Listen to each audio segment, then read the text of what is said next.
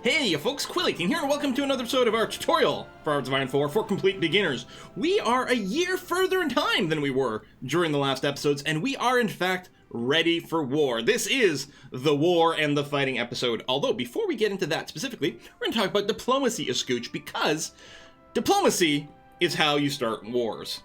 Or maybe, you know, wars start when diplomacy ends. There's a couple of different ways to think about it. So how do you start a war? Well, here, I can go to war with Finland at this time. I've got a little notice. I have an available war goal, and it is versus Finland over here, which means if I open up the diplomatic interface with Finland, I can start a war.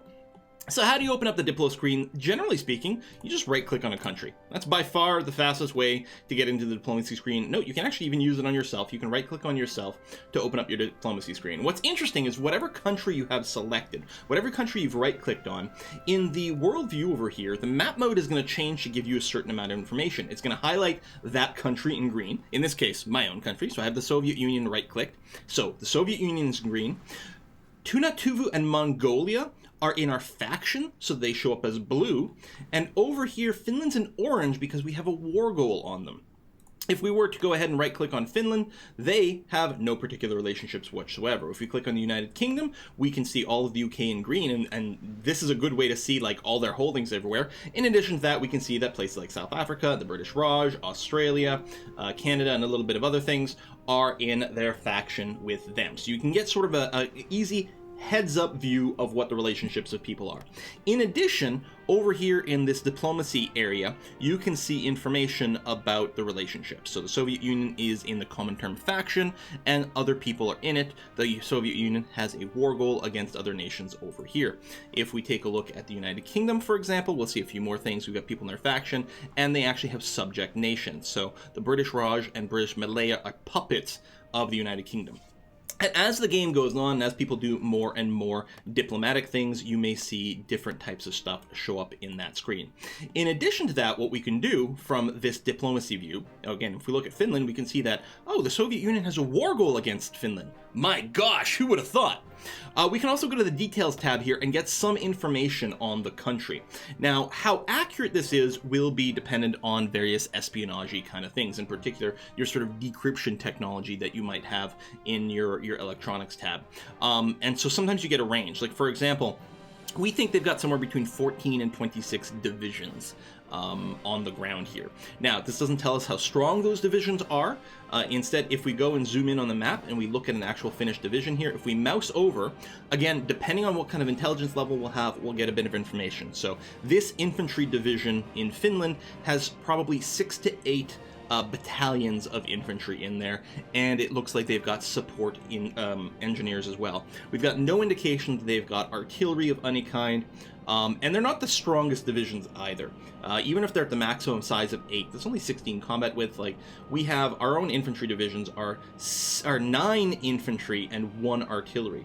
So pound for pound, we're going to be a lot better. And of course, we're going to have a lot more, although most of our troops are not on the Finnish border. So whether or not we'll be able to, you know, go ahead and dominate them, we will see. We're going to talk more about our troop layout in a moment. But how do we actually start with the war with Finland if we want to do it? Well, we open up the diplomacy screen again, and here are all the things we can do with Finland. Some things are grayed out. We're not allowed to do it because of various reasons. In this case, we are only allowed to guarantee the independence of communist nations. When you guarantee the independence of a nation, it means if someone else declares war on that nation, you're going to jump into the war to defend that nation over there. It's a good way for actually, like, democratic nations can't generally start their own wars. They're supposed to be nice guys. However, by guaranteeing the independence of things, like, for example, if the United Kingdom were to guarantee the independence of Poland, then when the German Reich declared war on Poland, then the United Kingdom would get pulled into a war against Germany, which is, of course, kind of sort of what happened there. So we got a bunch of different things like that. We're not going to go through what all these options are, but the big one that's relevant right now is declaring war. So I can declare war currently on Finland, but let's say I want to declare war on Estonia over here, you'd see I'm not allowed to do it. One of the things in Hearts of Iron, in fact, this is common to all the Paradox brand strategy games, is to go to war, you have to have a reason to go to war. You have to have an excuse. You have to have a casus belli, you have to have a war goal. Different games use slightly different terms for different situations and things like that. But we have no war goal against Finland. We have no reason to go to war with them. We can justify a war goal, though, if we wanted to. So we could say we have a war goal to conquer one of their provinces. So in this case, we could, or rather one of their states. So we could say justify a war goal for Tartu. We can justify on both. Now, the amount of time it takes to justify a war goal, as well as the political power cost, depends on how many of these states you select. Why would you take more than one state in here? The only reason to take more than one state is it does have a little bit of an impact in when the peace treaty starts up, where you negotiate peace and you divide up the land. This is most notable if you're in a faction. So let's say, you know, it's the Allies versus the Axis, right? So you got 10 countries on one side, 10 countries on the other. They fight, one side wins, and then they've got to carve up the other side. Well, the way that it gets carved up is going to be based on war, like contribution to the fighting and so on and so forth. And taking different states will have different costs. We'll look at that when we piece out, but you do have a slight edge if you've got the claims. It's kind of an edge case. Mostly, you're just going to justify on one thing, and generally speaking, you'll probably just justify on what's next to the border. So you'll spend some political power. It will take some time. The amount of time it takes is dependent on many things. Different government types can justify a lot faster. In addition to that, the current the world tension tends to impact the amount of time it takes to justify a war goal considerably. 240 days is a very long time. Usually, it's going to be a lot shorter for you to do that once things kick off, and especially if you're a fascist. Now, that is one way to justify a war goal. Another way to do it is if you go into your national focuses here. For many, many, many countries, there will be various national focuses available here that will give you war goals on someone for some reason. So, for example, here, if we were to claim the Straits, this would let us put claims on the state of Istanbul, Izmit, Bursa, and Izmir. These, I believe, all four of them are states within Turkey. So, I mean, obviously, Istanbul, Izmit, Bursa, and what was the last one? Izmir. Yeah, Izmit, Izmir, Bursa, and Istanbul. So by completing that national focus, which was called Claim the Straits over here, we would have war goal on these four states over here, and we would have plenty of excuse to go to war with Turkey. As soon as that completed, we would then have this thing that says available war goal, and it would note that we'd be able to start a war with Turkey. Now, when you justify a war through the diplomacy screen, right, the justify war goal button over here, once that justification ends, once you complete the justification and you have justified a war and you can go to war, you will have a timer. If you don't go to war before that expires, then the war justification goes away, and generally speaking, you will lose a bunch of stuff, some political power, and I think maybe some stability, because, you've gone and claimed that, like, oh my god, Finland is the enemy, they're super dangerous, we gotta strike first, and then you don't attack, and your people are gonna be like, wait, you just told us this guy was super dangerous. Why aren't you attacking them?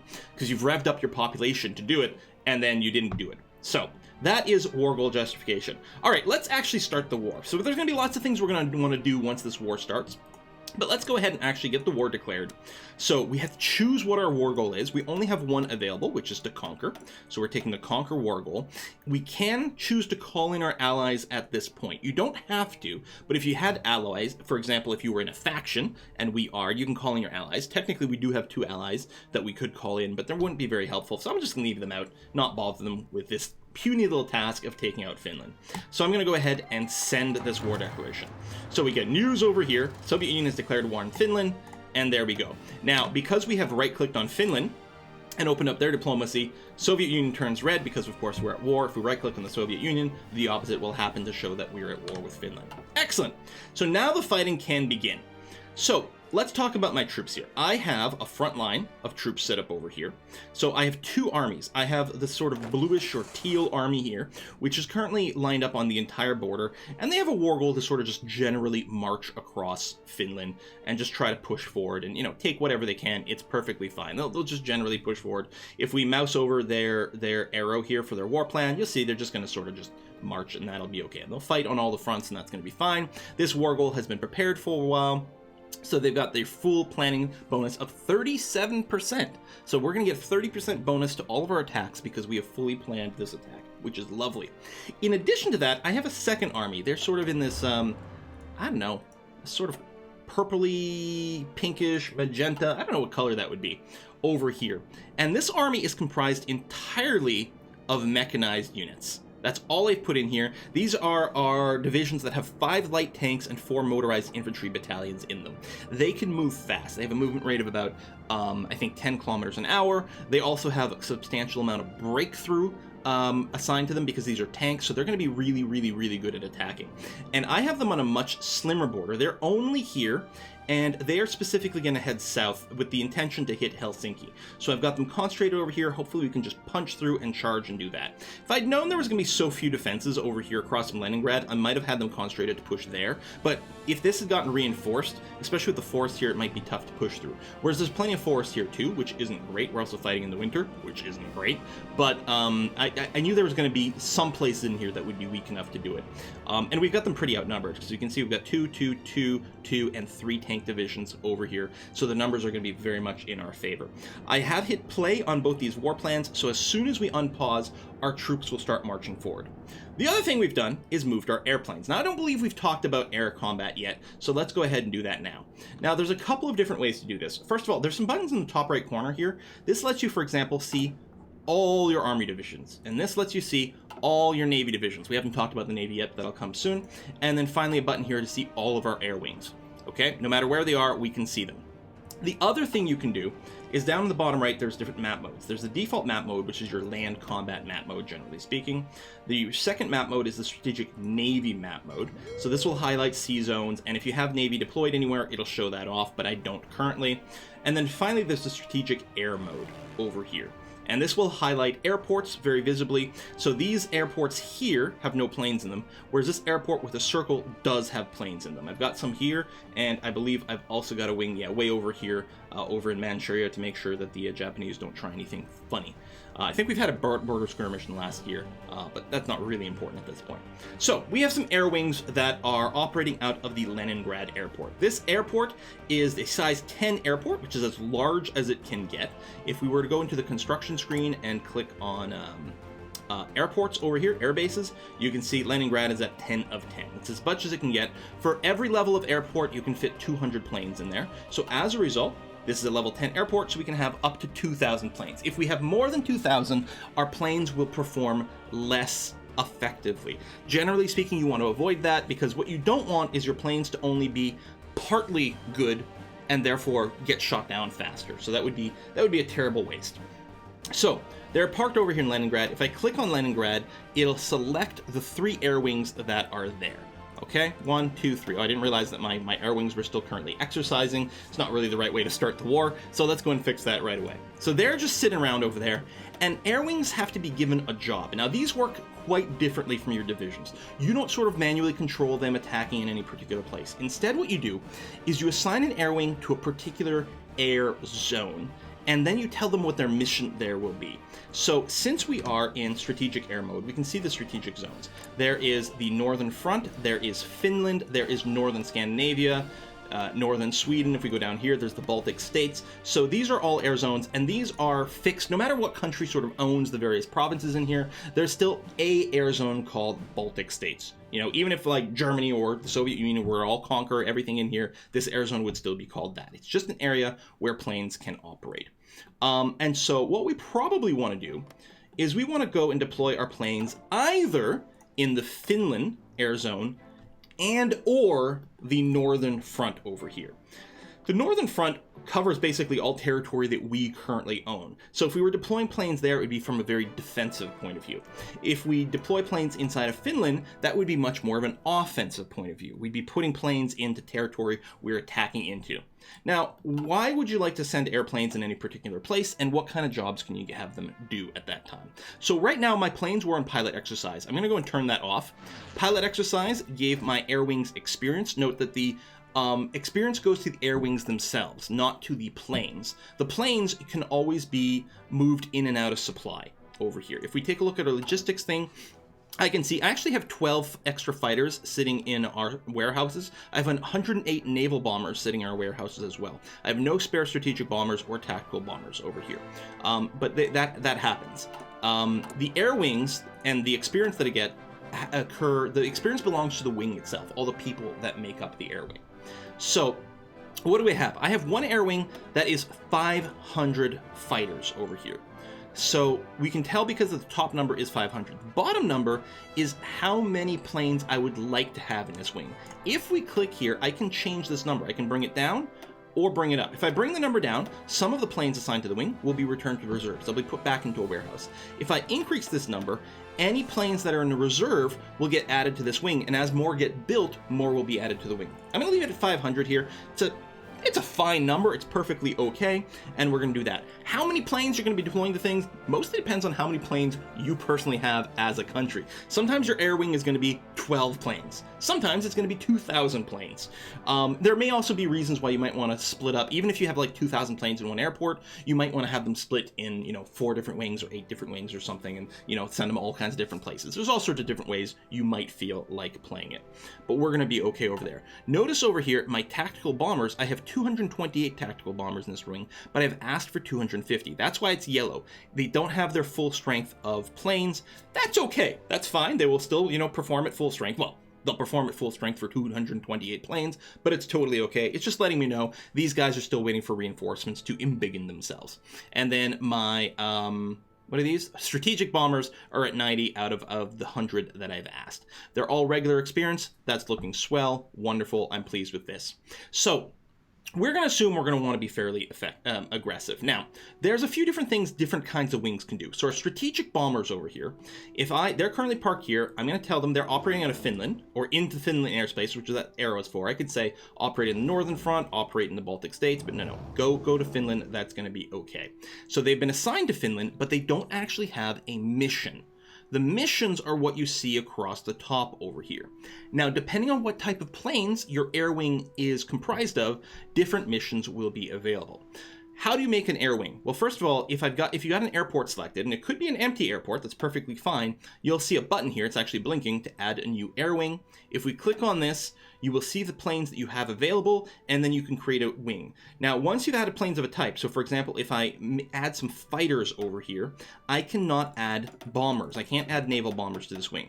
If I had interwar fighters and fighter 1s and fighter 2s, and let's say I added the fighter 1s in here, I'd still be able to add interwar fighters and fighter 2s because it would just be a fighter wing. By default, wings will try to equip themselves with your latest and greatest airplanes, and then, fill up with outdated models if as the need requires.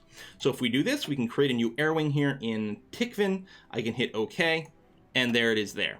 I can create the other air wing with, say, these naval bombers, and then I can say, okay, well, I'm putting all the naval bombers in here, but in the end, I'm going to want up to 200 naval bombers in this wing. I do this a lot. I put all my planes in there, and I say, yeah, but, if I get more planes, add them in there as well. So we've just created a couple new air wings, which is great. Let's say I don't want them here. I want these air wings to be in another airport. Then what I'm going to do is I'm going to right-click on another airport. Oh, I have to wait until they're deployed. They have to get deployed from the warehouse. Once they're deployed, I'll be able to go and move them to another airport if I want. While they're deploying, I can give them missions. So for example, I can right-click on the northern front. So they have a mission. They're going to be operating on the northern front, but they're not going to do anything until I actually assign them mission. Now note, fighters can do air superiority and interception. Naval bombers can do port strikes and naval strikes and port strikes. If I have both selected, it's going to show me all the options available, but only the planes that can do the job will take it. So if I say air superiority, only the fighter is going to get that job. Whereas the naval bombers are not going to do anything. But I can say something like air superiority and also naval strikes, and then, the appropriate planes will do the appropriate job. There's no reason that a plane can't do more than one job. So for example, with my fighters here, who are on air superiority, I can also tell them to do interception. These are two different types of jobs. Interceptions, the planes mostly sit on the ground, wait for enemy bombers to be detected, then the planes take off and attempt to shoot down enemy bombers. Bombers, close air support, things like that. That's what they're there for. The advantage of this is the planes don't use up fuel very much. Unless they're actively intercepting things, they're not constantly taking off and flying around, so they don't take very much, random damage. Every time a plane sort of takes off, there's a chance that it'll have a breakdown and have to be replaced, and so on and so forth. This is a fairly passive job. How effective your interception is going to be is going to depend very much on the quality of your planes, but also the quality of your detection. This is one of the reasons you end up building radars. If you get the technology for radars over here, you can build those in your states, and that will help you detect enemy planes that are operating, which means your fighters are going to be able to shoot them down. I'm going to say, you know what, I don't need these wings to be here right now. With them selected, I'm just going to discard them. All those planes will go back to the reserves. These wings will no longer exist, so any experience points they may have accrued will go away. We'll disband those wings and put them back in reserves. That's going to be okay. All right, back to my actual air wings that are operating out of the Leningrad airport and are going to be going to Finland. Here's what I'm going to want them to do. I'm going to want my fighters to do air superiority missions. So my fighters, let me just show them specifically, again, can do air superiority or interception. I don't care about intercepting bombers over Finland. I mean, Finland's not going to be bombing their own stuff, so that's a mission I really don't need to assign over here. Instead, I'm going to do air superiority. Air superiority is going to go around and try to shoot down other planes very actively. They're constantly going to be going out, patrolling the skies, looking for enemy planes and trying to shoot them down. They're going to try to shoot down enemy fighters as a first priority, and then if there aren't any fighters kicking around, then they're going to go for any enemy bombers that might be lingering. But they prioritize enemy bombers as a secondary kind of thing. One of the big things is if you have air superiority over a air zone, i.e. basically if you have more airplanes there than your opponent does, you get a massive bonus to ground combat. Because you got to think, you've got control over the air, which means you have good vision over everything, you can spot things, your troops on the ground don't have to be worried about being bombed as much, that sort of thing. Having air superiority over an area gives you a massive bonus to ground combat. Really, really good. Next up, we're going to take a look at our tactical bombers over here. Tactical bombers are kind of cool. So where strategic bombers really only do strategic bombing, they blow up buildings. So if we have our strategic bombers over here and we select strategic bombing, they will blow up buildings. And can't we more focus? Didn't they make a change where we could specifically tell them what kind of buildings to focus on blowing up? That might be with the DLC. Okay, never mind. So they do that. Strategic bombers tend to have a really good range. You can actually see the range of strategic bombers can go all the way over here. Compare that to the fighters. So fighters can't even cover all of Finland. Okay, whereas the strategic bombers can go very far. They don't tend to defend themselves very well, but they can blow things up real good and from real far away. Tactical bombers don't have the same range as strategic bombers. They're quite a bit shorter, although they can still go okay. But one of the things tactical bombers can do is, well, they can do a lot of different things. Yeah, they can do strategic bombing, like a strategic bomber, but they can also do naval strikes and port strikes, like a naval bomber. In addition to that, they can also do close air support, just like a close air support airplane. If we take a look at the text screen over here and we go to airplanes, you can see under fighters there are close air support fighters. These are fighters that help your ground troops in combat much more directly. They're going to go around and they're going to strafe and do bombing runs against enemy ground troops to support your troops very directly in combat. Fighters fight other planes and can also help your ground troops by providing air superiority. Naval bombers are good at shooting at boats and shooting at ports. Over here in the bomber field, the strategic bombers are long-range bombers that hit buildings. So basically any building you can have in a province, like civilian factories, military factories, infrastructure, etc., other airfields, for example, strategic bombers blow that stuff up. And tactical bombers are this weird middle ground where they can they can do what strategic bombers, naval bombers, and close air support can do with slightly longer range. They're very flexible. They're more expensive to build. So there's different reasons. Like if you don't need the range and you just want a ton of things doing close air support, then build close air support planes. But there's a mix and match. Heavy fighters are a little bit odd. They do what fighters do. They're more expensive to build and they're not as fast, but they have much longer range. You may find yourself in a situation where you want to do strategic bombing very far away, but the strategic bombers by themselves are getting shot down by enemy fighters, so you might have to have them escorted by heavy fighters over there. So that's our plane missions over here. So our fighters are going to do air superiority. Our tactical bombers are going to do close air support. I want them to assist with the ground thing. And I don't really need to destroy like infrastructure stuff and whatnot with strategic bombing, but what the hell, let's do it. It is worth noting there are two more buttons over on the right-hand side of this to let you pick. You can pick how aggressive your planes are. They can keep flying even if they start taking casualties. You can have them only operate if they're at least 25% strength. So if, say, this wing of bombers here, if they fall below 75...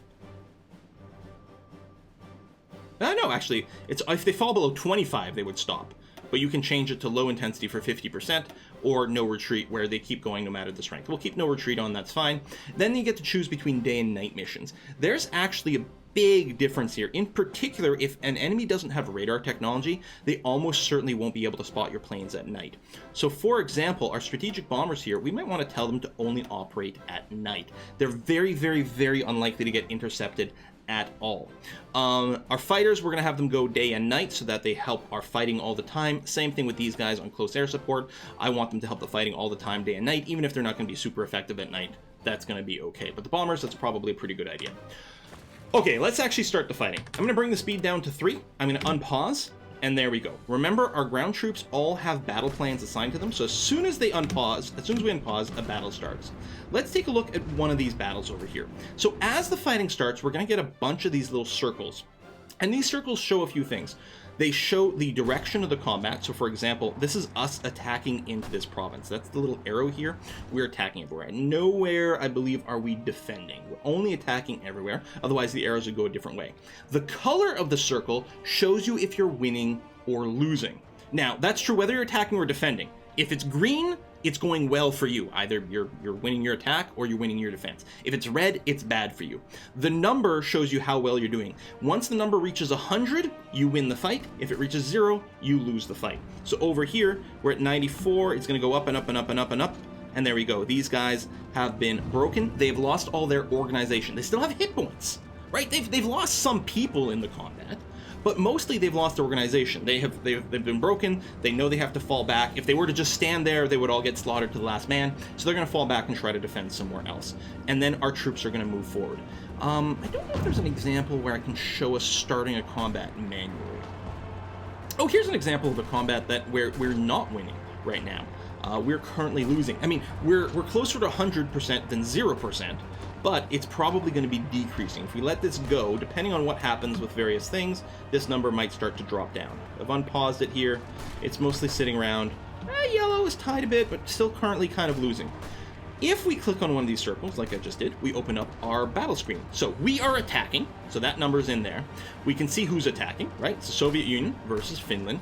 We've got our general here, General Vatutin versus General Markula over here, and we can also see any kind of modifiers that might be affecting things. For example, we're having a bonus because we're attacking from multiple directions, right? This is the province that is being attacked, and it's being attacked from here and here. We get a bonus for that.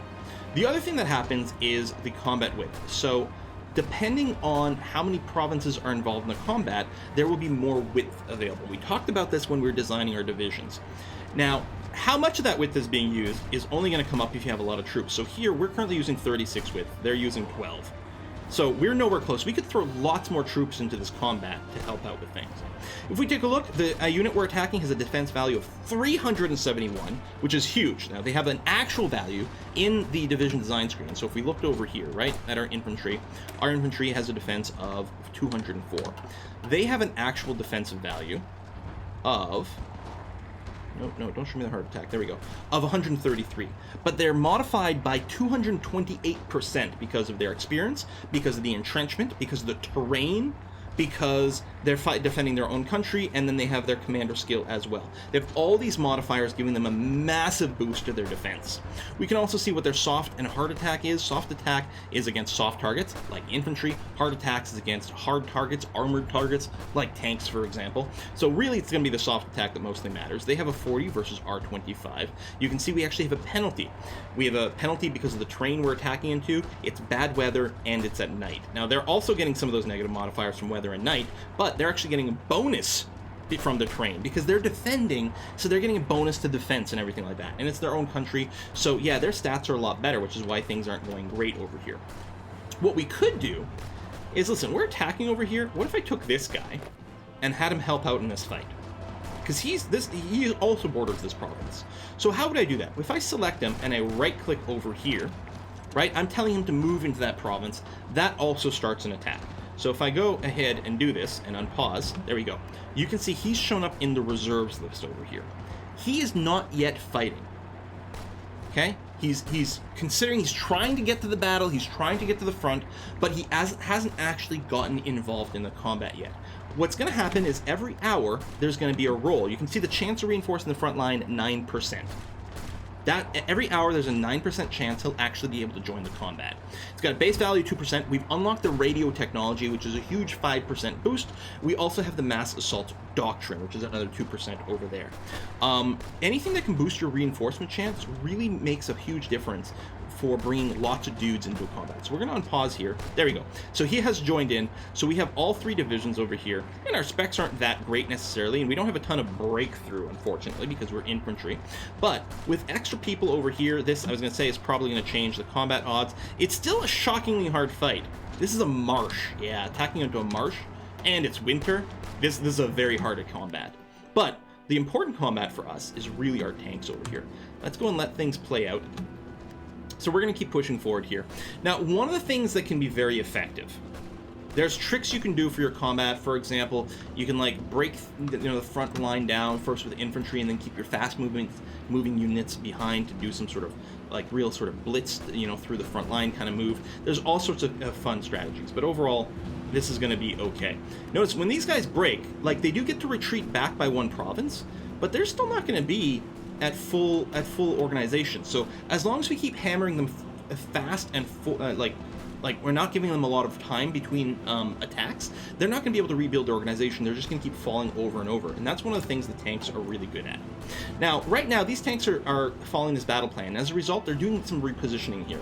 Right, the AI tries to keep the front lines relatively balanced and do that, but in the meantime, while they're repositioning, we're giving our opponents a chance to rebuild. So what I'm going to do here is I'm holding shift to be able to grab more of these guys. So I've got all 6 of these divisions selected. It's not everyone in our pink army, but it's a fair bit. And what I'm going to do here is I'm just going to go and right-click way over here. So these guys will all try to go and march forward and attack as quickly as possible. I'm going to make a slight change over here. You guys are going to go here, and then I'm going to shift-click you to Helsinki. So now if we look, so you can queue up orders, right? I clicked here, so these tanks are all going to try to attack this province first, and then I'm shift-clicking another destination. So they'll still go through here first. By default, your vehicles, they will try to take the shortest path to whatever destination, and you move in your own territory a lot faster than enemy territory, so that's why they were going to come down here first and then do that. But I want them to push as quickly as possible through these 2 places, which we've already broken through, and just push. And you can see our planes going around. So these guys move around, but they only have half of their organization, and they have no dig-in. Because they've been moved, they haven't had a chance to dig into any new trenches, so they've got no real bonuses going on. Tunatuva and Mongolia, who are in the common term, are offering to join our war. We could say yes or no to this. Sure, come on ahead and join the party, buddies. There's no way they're going to actually make it to the front in time to be relevant, but, I appreciate their enthusiasm. We also have a note here that we have an air wing somewhere with no missions. Oh! How come you guys don't have any missions? I'm sure I put missions in here. There you go, close air support and air superiority. I must have accidentally canceled it at some point. But there you go, they're all operating over Finland. You can see some warnings here. These are because they don't have enough range to cover the entire area. They can only cover about half of Finland. So we're getting a notice about that. And also recently arrived in the region is another penalty here, right? It takes them a while to really get to know the area very well. But the longer they operate in a region, the better. The other thing you can do, if you don't want to, because like let's say the front pushes, and at some point these planes, let's say it was a much larger war. Let's say we're fighting Germany, right? So Germany's gone all the way into Poland. So we're fighting them. So we have a bunch of airplanes here in Minsk, and they're operating over eastern Poland. And then let's say we're winning. We've got them pushed all the way back over here. We need the planes to start operating in western Poland at this point. It can be kind of tedious to keep like, okay, now I've got to make sure I take you and I move you to another airport. We don't have information over here. There are definitely airports here, but they're in enemy territory, so we don't know necessarily where they are. So, we conquer an airport over here, so then we take all these planes, we move them there, and then go to western Poland. Very tedious. Instead, what you can do, and I will demonstrate this with the strategic bombing wing, instead of having the wing just like manual assigned to an airport and a region, you can take the wing and assign it to an army. So with this strategic bomber wing, I'm going to go over here. You see this button? Click to attach air wings to selected army. If I do this, maybe I can't do that with bombers. Let me try the fighters. There we go. The fighters and the strategic air support. I guess the bombers you can't do it. That kind of makes sense. You can assign them to an army. If you do that, the army, the AI running the army, will automatically try to move the airplanes in an appropriate place to perform their mission. They will try, you can see here they're attached to this army. They're still in this airport, but the army is deciding what they will do. I'm going to go ahead and cancel that by overriding the orders. There we go. So you're going to stay there. You're still operating in Finland, doing what I told you to do before. Excellent. Thank you very much. And now that our fighters are here, there we go. We're going to see a new modifier in battle. This is a penalty to the enemy army because we have air superiority over them, right? We have lots of planes in the airspace above Finland, and therefore the Finnish troops are getting a penalty to their combat as a result. I don't know where it would show. Oh, there we go. Enemy air superiority. So they're getting a penalty to their defense, which is really good. If we load up the air view over here, we can actually get some information over the area. If I just mouse over Finland, we can see how many aircrafts we're detecting. 14%. Not much. We don't have that many people here, and we certainly don't have any radar coverage. And then you can see some extra modifiers going on and try to get some overall stats as to maybe how well they're doing. We can we've got some buttons here. We can spend more some of our command power to send more ground troops over to the Finnish airports and things to make it work better. That sounds like a pretty good idea. We'll spend 20 command power to get 10% more efficiency over Finland. Make our planes work really, really well. This should be a pretty successful war because of our tanks. Again, we may not push very much in the north, but that's okay. Mostly we're just here to like make sure we don't lose the front at any point. Are you part of a garrison group? You should not be. You're an Alpine division. Oh, that puts you over the limit of 25, which is no good. Tell you what, I'll add you to attack team fuchsia over here, or magenta, or whatever color this is. It's gonna be fine. So technically, these guys over here have all tanks plus one Alpine division, which will eventually get there. But you can see these tanks have just punched through, and they can move fast. They'll be a little slower crossing the river, but that's going to be okay. When this happens, though, you have to be very careful, because let's say the Finns were able to move someone into this province here. Okay, if that happened, the Finns went to move someone over here, all these troops over here would be cut off from our supply lines. Supply flows out from your capital. There's a button over here for supply. Actually, you know what? This video's gone on too long. I'm going to put a cut here. We're going to start the next episode. We're going to talk about supply and the importance of it, and we're going to finish this war and talk about some other factors that are important in warfare here. Thank you very much for watching, folks. As always, if you do have any questions, do leave them in the comments. We've got lots of knowledgeable people that are going to be watching these videos, so there's probably lots of people that can give you answers, including myself. If there is something you need an answer to that you're not getting, feel free to tweet me. You know, twitter.com/Gwillyteen, a really, really good way to get my attention, generally speaking. Thanks for watching. See you next time.